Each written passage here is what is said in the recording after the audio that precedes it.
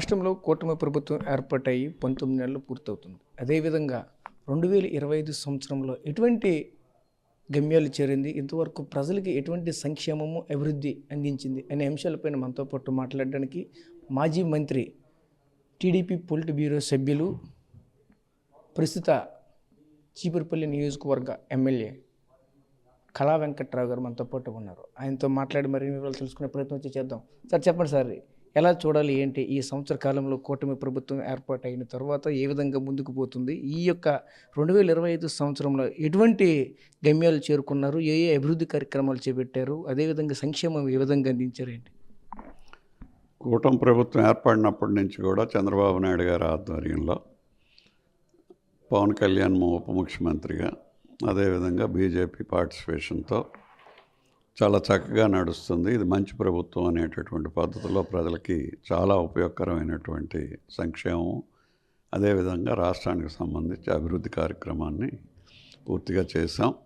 Super 6 అని చెప్పి elections ముందు ఒక ప్రోగ్రామ్ని రిలీజ్ చేయడం జరిగింది. అంటే ఆల్మోస్ట్ ఎన్నికల ప్రణాళిక. దాంట్లో వచ్చినటువంటి ఆరిట్ని కూడా చాలా చక్కగా ప్రజలకు అందే విధంగా బస్సు ఉచితం అని అనుకున్నాం, జిల్లాకు పెడతా ఉన్నాం. జిల్లాకే పరిమితం అవ్వకుండా లోకేష్ బాబు గారు రాష్ట్రం మొత్తం మీద ఆడవాళ్ళు ఎక్కడికైనా వెళ్ళొచ్చు, రావచ్చు అనేటటువంటిది క్లారిఫై చేయించారు. కాబట్టి అది ఎంతో ఉపయోగకరంగా ఇప్పటికి కూడా ఏ గ్రామానికి వెళ్ళినా చెప్పుకునేటటువంటి పరిస్థితి ఉంది. ఇదే కాకుండా మొదటిది ఏంటంటే ఈ డిఎస్సి 16,000 మంది దగ్గర ఒకేసారి ఉద్యోగాలు ఇవ్వటం అనేది ఎప్పుడు కూడా చరిత్రలో జరగలేదు, జరగబోదు కూడా ఇక ముందు కూడా.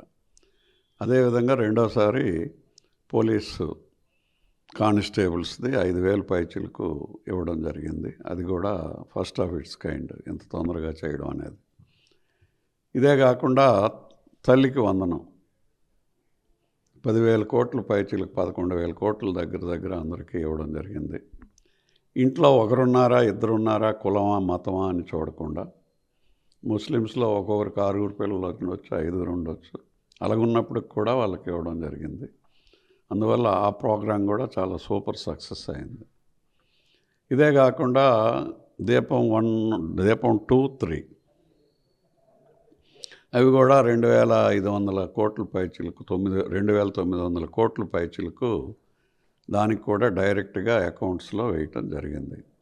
ఆ విధంగా కూడా అది చేయడం జరిగింది. ఇది కాకుండా ఉద్యోగాలు ఒక పక్క, మరి ఇంకో పక్కనేమో రైతు భరోసా కూడా 2 సార్లు 46 లక్షల మంది రైతులకి మరి 7,000 చొప్పున 2 టైమ్స్ వేయడం జరిగింది. ఇవే కాకుండా వ్యవసాయానికి టెక్నాలజీలోకి తీసుకురావాలని పనిముట్లన్నిటికి కూడా సబ్సిడీసు, అదేవిధంగా జగన్మోహన్ రెడ్డి 5 సంవత్సరాల్లో 5 రూపాయలు కూడా స్ప్రింక్లర్ కానీ, ఈ సూక్ష్మ సేద్యం కానీ, అదే డ్రిప్ ఇరిగేషన్కి కానీ, వీటికేటికి కూడా 2,200 కోట్లు బకాయిలు పెట్టిపోయాడు. ఎవరికి కూడా రూపాయి కూడా ఇవ్వాల. వాటన్నిటిని కూడా చెల్లించి వాళ్ళని తీసుకొచ్చి వ్యవసాయంలో రైతులకి అన్ని విధాలుగా సహాయం చేయాలనే దృక్పథంతో మరి కూటమి ప్రభుత్వం ముందుకెళ్ళింది చంద్రబాబు నాయుడు గారి ఆధ్వర్యంలో అనేటటువంటిది మనకు చాలా కనిపిస్తుంది. అదేవిధంగా విద్యా విధానంలో ఈ తల్లికి వందనం కానీ, లోకేష్ బాబు గారు ప్రవేశపెట్టినటువంటిది తల్లికి వందనం కానీ, డ్రెస్సెస్ కానీ, బాక్సులు కానీ, పుస్తకాలు పెట్టుకుండే బాక్సులు కానీ, అదేవిధంగా మధ్యాహ్నం డొక్కా సీతమ్మ భోజనం పథకం కానీ, మరి ఇంటర్మీడియట్ వాళ్ళకి కూడా భోజనం ఇచ్చేటటువంటి పరిస్థితి.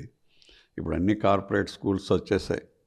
ఈ కార్పొరేట్ స్కూల్స్ రావటం వలన ఎక్కడ కూడా మనం చిన్న వాళ్ళందరూ ఉండిపోతున్నారు, డబ్బు కట్టగలిగిన వాళ్ళందరూ వెళ్ళిపోతున్నారు. మరి వాళ్ళకి కూడా వాళ్ళతో సమానంగా గవర్నమెంట్ కాలేజెస్లోను, స్కూల్స్లోను భోజనము, వసతి సదుపాయము, పుస్తకాలు, బట్టలు ఇవన్నీ కూడా లోకేష్ బాబు వచ్చాక ప్రత్యేకంగా చూస్తూ పేద పిల్లలందరికీ కూడా హరిజన, గిరిజన, బలహీన బడుగు వర్గాలు, ముఖ్యంగా మనం వెళ్ళి అటెండెన్స్ చూస్తే 90% వీళ్ళే ఉంటున్నారు. వీళ్ళందరికీ కూడా మంచి ఎడ్యుకేషన్ ఇవ్వాలి, మంచి భోజనం ఇవ్వాలి, మంచి క్లోత్స్ ఇవ్వాలి, బుక్స్ కూడా ఎక్కువ ఇవ్వాలి అనేటటువంటిది ముందే క్లాసులు స్టార్ట్ అవ్వకముందే బుక్స్ కూడా ఇప్పించినటువంటి పరిస్థితి మనం ఈ 18 మాసాల్లో చూసాం. ఇంకా చేయడానికి అనేకమైనటువంటి అవకాశాలు ఉన్నాయి, చేస్తాం. ఇదే కాకుండా రిసోర్సెస్ కావాలా. ఈ రిసోర్సెస్ ఏవంటే ఇండస్ట్రీస్ కానీ, అలాగే సర్వీసెస్ కానీ. సర్వీసెస్ అంటే ఒక హోటల్ వచ్చిందనుకోండి, ఒక టూరిజం సెంటర్ పెరిగిందనుకోండి, వాళ్ళ టూరిస్టులకు అందరికి కావాల్సినటువంటివన్నీ కూడా ఇచ్చేటటువంటి పరిస్థితి ఉంటుంది. అందుకు సర్వీసెస్ వీటన్నిటి మీద కూడా ఎక్కువ అమౌంట్ అందులోనే వస్తుంది. ఈరోజు హైదరాబాదు ప్రపంచంలో ఉండేటటువంటి మొత్తం సిటీస్ అన్నిటిలో కూడా రెండోదో మూడో దీని కింద ఉంది.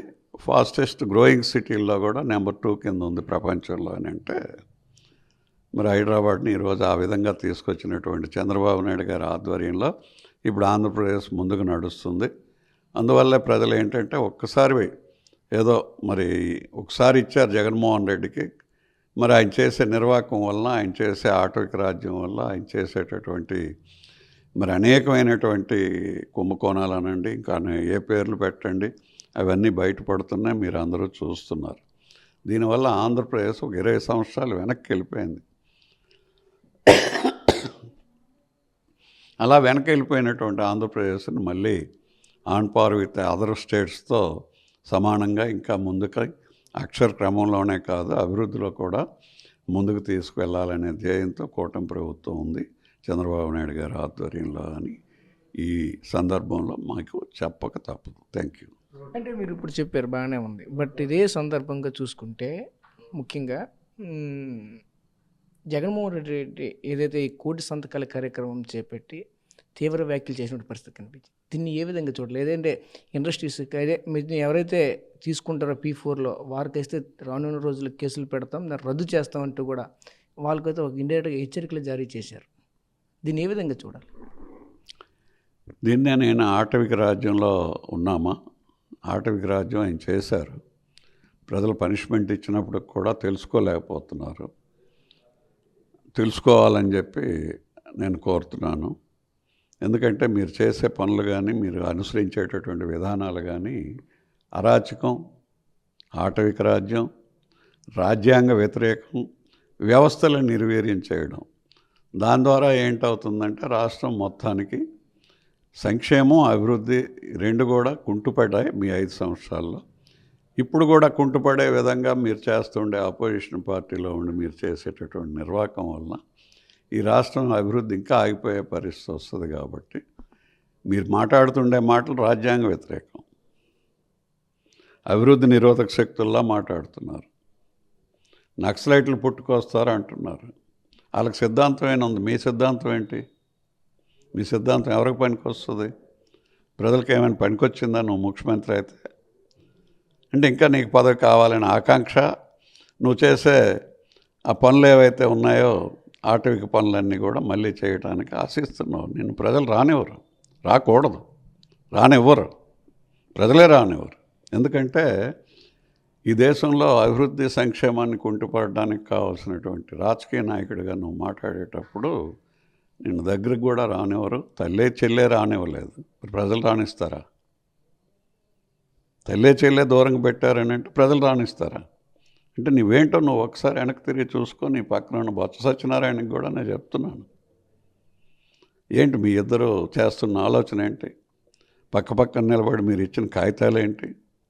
కోటి సంతకాలు పెట్టాలంటే ఎన్ని పేపర్లు కావాలా? ఏ నియోజకవర్గంలో ఎన్నాళ్ళు కూర్చున్నారు మీరు? ఏ వీధిలోనే అరగంట కూర్చుంటే కోటి సంతకాలు అయిపోతాయటి. అసలు మీకు ఎన్ని ఓట్లు పడ్డాయి? మీరు ఎన్ని సంతకాలు అడిగారు?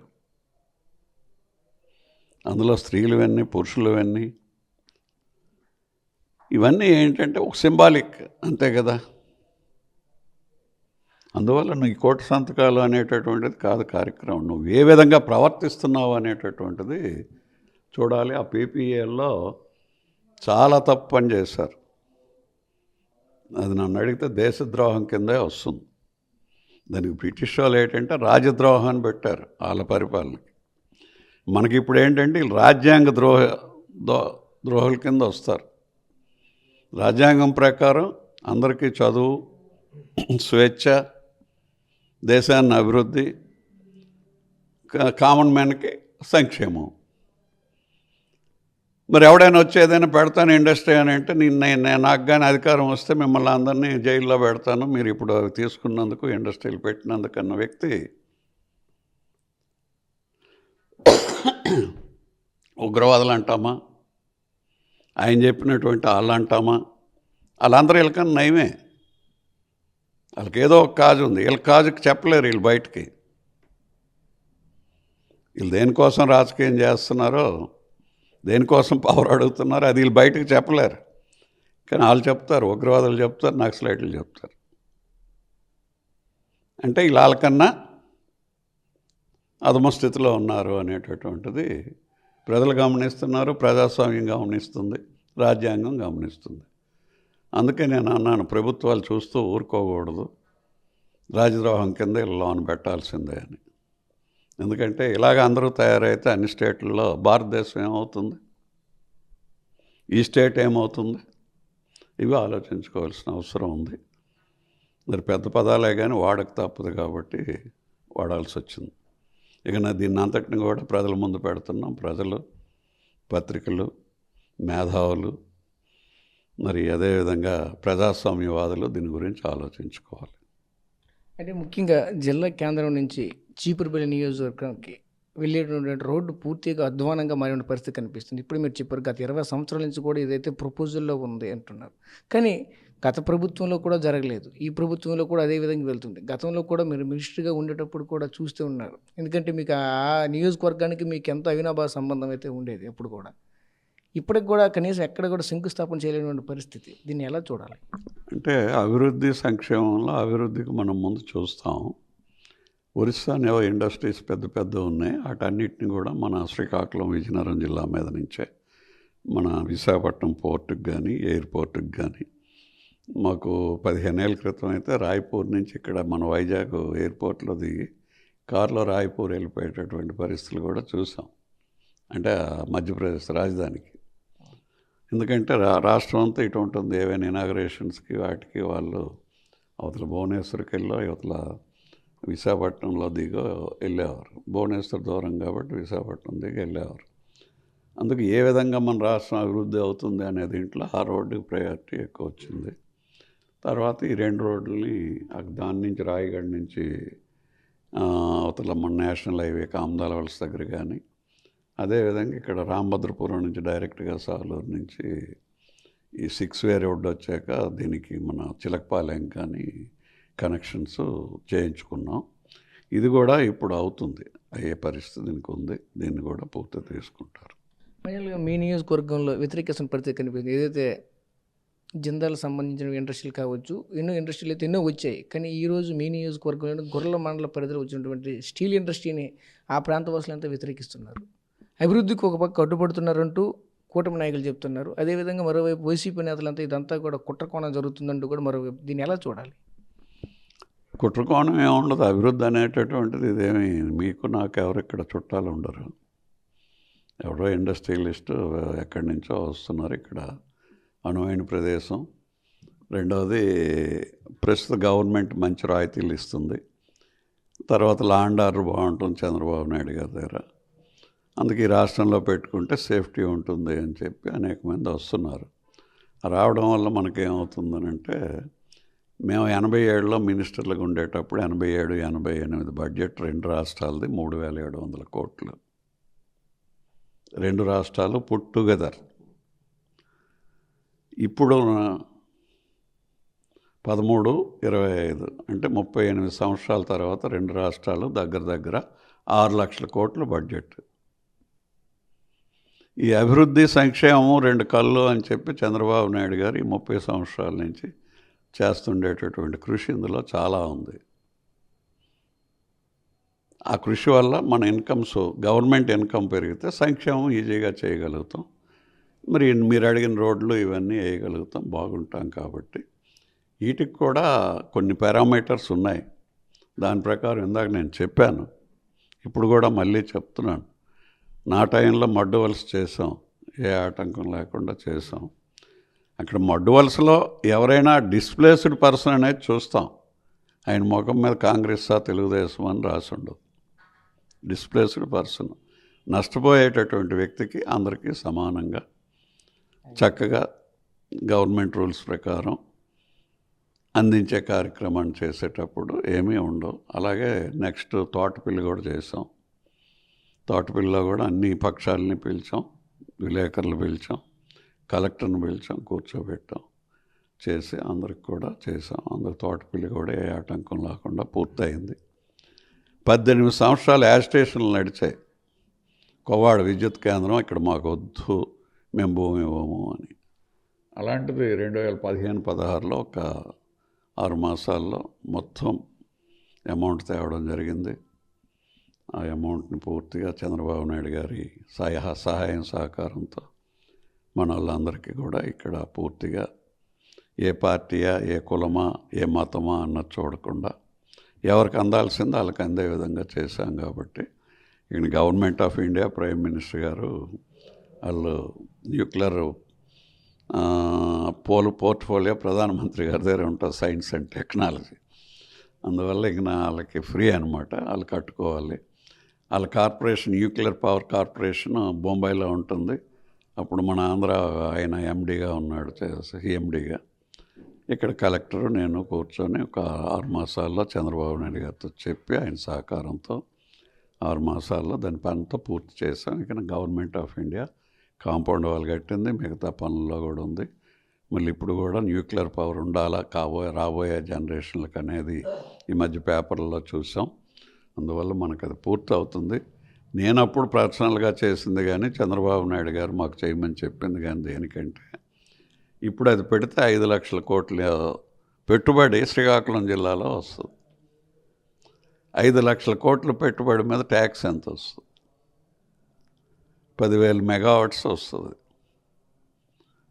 ఎంత ట్యాక్స్ వస్తుంది? ఇవన్నీ వాళ్ళకి ఎంతమంది ఉద్యోగస్తులు? 10,000 మంది, 15,000 మంది ఉంటారు. వాళ్ళ ఫ్యామిలీస్, వాళ్ళకి కావాల్సినవి శ్రీకాకుళం, రణస్థలం, విశాఖపట్నం వరకు కూడా కలిసిపోయే పరిస్థితి వస్తుంది. వాటన్నిటిని దృష్టిలో పెట్టుకునేటప్పుడు మనకి ఎవరైతే డిస్ప్లేస్డ్ ఉంటారో వాళ్ళు నవ్వుకొని వెళ్ళే విధంగా ప్రభుత్వాలు చేయాలి. ఆ విధంగా మనకి యాక్టులు ఉన్నాయి. ఆ యాక్టుల ప్రకారం చేస్తే వాళ్ళు నవ్వుకొని వెళ్ళిపోయారు ఈ మూడిట్ల దగ్గర.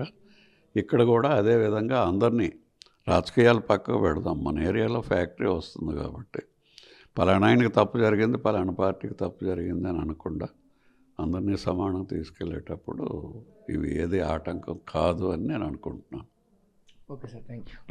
సో చూసాం కదా, ముఖ్యంగా చూసుకుంటే ఒకటే చెప్పుకోవాల్సిన నేపథ్యం అయితే కనిపిస్తుంది. అభివృద్ధి అయితే ఈ 19 నెలల్లో రాష్ట్రం శరవేగంగా దూసుకుపోతుందని చెప్తున్నారు. సూపర్ 6 కూడా సక్సెస్గా మేమైతే అన్నీ కూడా అమలు చేసామంటూ కూడా మనతో పాటు చెప్పుకోవాల్సిన నేపథ్యం అయితే కనిపిస్తుంది. అదేవిధంగా ముఖ్యంగా చూసుకుంటే ఏదైనా సరే ఒక కంపెనీకని, ఒక పెట్టుబడిదారులకని వస్తే మీకు రానున్న రోజుల్లో మా ప్రభుత్వం వస్తే మీ పైన జైలుకి తీసుకెళ్తాం అంటున్నటువంటి జగన్మోహన్ రెడ్డి వ్యాఖ్యలను కూడా తీవ్రంగా ఖండిస్తున్నటువంటి నేపథ్యం కూడా కనిపిస్తూ ఉన్నది. అదేవిధంగా ఏదైతే ఇండస్ట్రీస్ ఏవైతే ఉన్నాయో వచ్చేటప్పుడు ఖచ్చితంగా తక్కువలో చిన్న అవాంతరాలు అయితే ఉంటాయి. అవన్నీ అధిగమించిన తర్వాత దాని తాలూ ప్రతిఫలాలు కూడా చాలా గొప్పగా ఉంటాయి. ఆ ప్రాంతం ఎంత అభివృద్ధి చెందుతుంది, గతంలో మేమైతే చేసామంటూ కూడా దానికి సంబంధించిన కొన్ని ఎగ్జామ్స్ కూడా తీసుకొచ్చిన నేపథ్యం కూడా కనిపిస్తూ ఉన్నది. ప్రస్తుతం ఇది ఇక్కడ పరిస్థితి. కెమెరా పర్సన్ నాయుడుతో రాజేష్, RTV, విజయనగరం నుంచి. Local to global news at your finger tips. మీ చేతిలో ఒక ఆయుధం. Download raw TV app.